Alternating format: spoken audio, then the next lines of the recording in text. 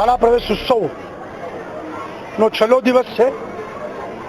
ગુજરાતમાં એક પણ બાળક, પછી ગામડાનું હોય, ઝૂંપડપટ્ટીનું હોય કે શહેરનું હોય, તમામ બાળક શાળાએ જાય, ભણે ગણે એટલા માટે આ શાળા ઉત્સવનો કાર્યક્રમ દર વર્ષે સરકાર કરી રહી છે।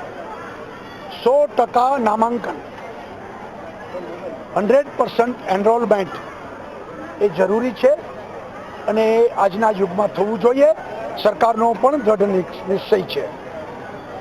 શાળાની શિક્ષણની ગુણવત્તા વધે એટલે આવનારા દિવસોમાં સરકારી સ્કૂલોમાં 2500 ડિજિટલ ક્લાસીસ અમે ટૂંક સમયમાં ચાલુ કરીએ છીએ કે જેમાં બાળક ટેબ્લેટ લઈને જ ભણવા આવે અને શાળાના બ્લેકબોર્ડ ડિજિટલ બોર્ડ હોય અને ડિજિટલ શિક્ષણ પ્રાપ્ત કરે।